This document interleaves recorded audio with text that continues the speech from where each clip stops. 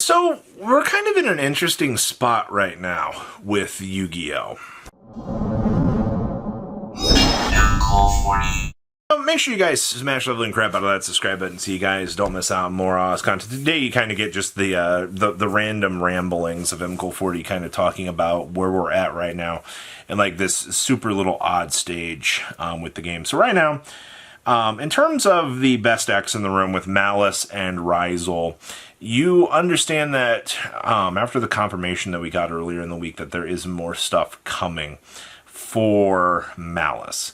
And I've seen split opinions on this. I don't know why people are surprised, because we've been saying literally every other video out here that we're expecting deck build support eventually. Like, Konami's not going to make an archetype and not give it more power-ups. Just so happens that two of these three decks immediately ended up being broken out of the box, so adding more support into the equation just kind of makes people go, ugh. I get that. And on the other side of the equation, people are wanting to fire sell Ryzel right now because they're really worried that, you know, EX is going to go to 1. So here's what I'm going to tell you. I don't expect them to touch Ryzel directly. I expect Konami's going to dance around the subject matter. That's why I talked about it in Twins of the Eclipse, because reprint equity is a very important thing in the TCG. We've seen it 10,000 times over again and again and again. That you'll probably see Bonfire get checked on the next list with the release of 7 Tachyon, and you'll probably get the chance to see some, you know, pretty interesting stuff with that. And the reason why I reference Twins, you know, getting axed is, I mean, it's low rarity.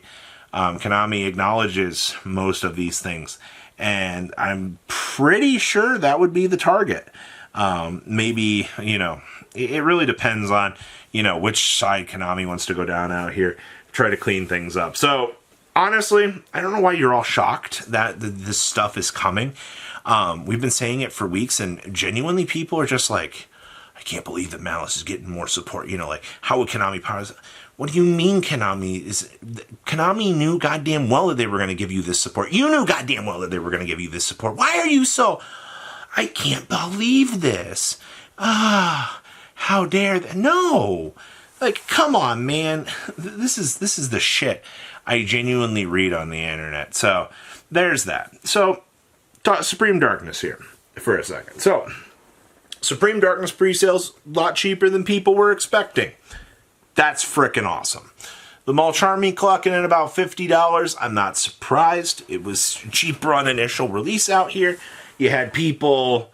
would you believe it if I told you that people were upset that... Konami made as many high-rarity hero cards as they actually did in this set? I don't know what hero players...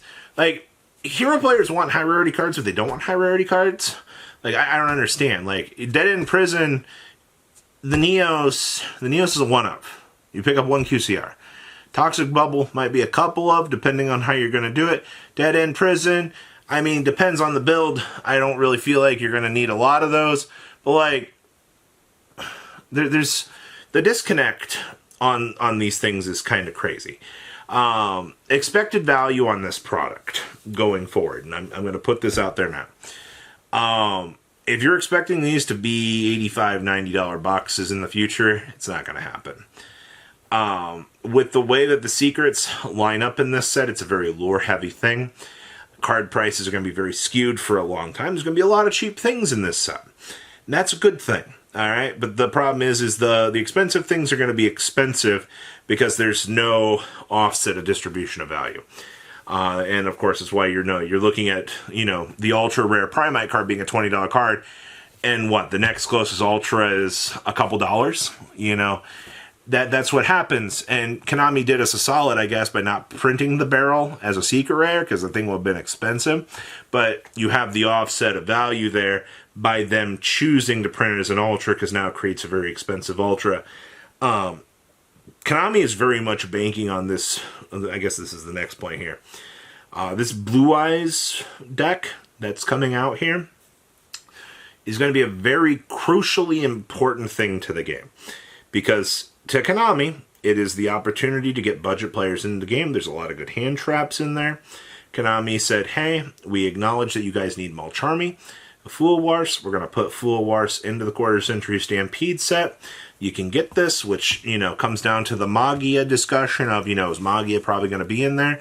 More than likely, yes, because Konami is lining up the dominoes here to get that cash revenue from budget, cheap players, get a new generation into the game with, Blue Eyes White Dragon, and, the game is going to get cheaper again. That's good. You're lining up a lot of good dominoes here, all right? Problem is after this Blue Eyes cash grab, we get through the national season, we're going to hit August release and the later release. You're probably going to start to see some evident power creep start to shift around in that meta.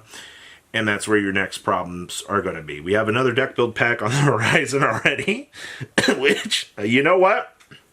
More power to you, Konami. The fact that we are already getting a deck build pack out here is just so insane that they're ramping it up already. I swear it's just like yesterday that we just got Rizal and Malice out here. And you're telling me we're already expecting to hit the meta running out here with this? Yeah, evidently. Evidently, that's what is expected right now. We have no starter deck, structure decks in the pipeline right now. We should have an Animation Chronicle announcement here very quickly, but I think Yu-Gi-Oh! I think we're in an awkward position right now. You just had the One Piece or the Bandai discussion from Team APS. You had a lot of people that were, kind of shifting games. I think a lot more people are going to return back to the game with the whole Blue Eyes Quarter Century thing out here. The Evil Twin Eldritch Cyber Dragon power-ups are going to be very, very good to older players as well. I know there's a lot of excitement in the air for those power-ups with Alliance Insight. Alliance Insight is going to be an absolutely amazing set. There's no ifs, ands, or buts about it. Just what is available in that set for players is very exciting. Konami really, really hit the nail on the head with this one. And normally, I give Konami a little bit of crap with some of these sets. Looking after Supreme Darkness and how they literally had to ramp it up from the Japanese release with Supreme Darkness because it was so awful there. You still have left a bad taste in the OCG community's the OCG hero community's mouths over, the support looking from hero to the Ad Ignister stuff, which is a completely different thing. But you know what? I think even if, with the whole Bandai thing and the whole card game sphere as a whole, people kind of walking other directions, the Blue Eyes structure deck will get people back in.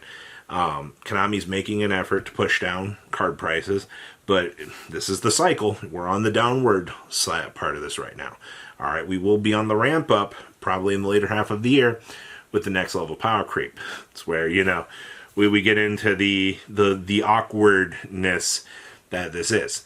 While this format has not been the most exciting for some people with the whole Rizal Malice thing, I've heard less people complaining about this. And I think that this has been kind of the very nice thing. Even though, Rizal and Malice are kind of an annoying thing to play, people, I guess, are just genuinely a little bit more excited to play against those decks, even though, wow, they are very dominating. Which kind of brings us to the whole meta thing here as we wrap this video up.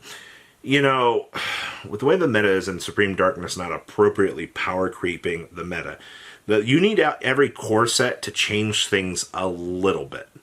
You need these core sets to shift the power scaling. When you release a core set and it just kind of feels like a little bump, nothing changes, that's where you get the meta fatigue. And that's kind of what I'm worried about as we're hitting the February, March, April grind out here. Even though we do have the Odeon set and things like that coming, I don't expect major changes with that. But you are going to have to be very careful the next couple of months. Even though, we're only, like a month into, 2 months heading on into the whole Rizal Malice meta. Month 3 and month 4 are going to be where the toll is going to start to take itself on the meta. And more people complaining, more burnout happening, more, why am I playing this game? What's going on here? Why are we dealing with this? All of these are going to be real things that we are going to have to consider as we're going along the bump of the meta little tour. So, I say it's an awkward situation. It's the cycle of life, but, it's just one of those things I just want to talk about today because there's so much happening here with the game right now that, the cycle's going. Once again, people genuinely, I'm surprised by the surprises. Like, surprise Pikachu face. Ah! Patrons, thank you. Ah!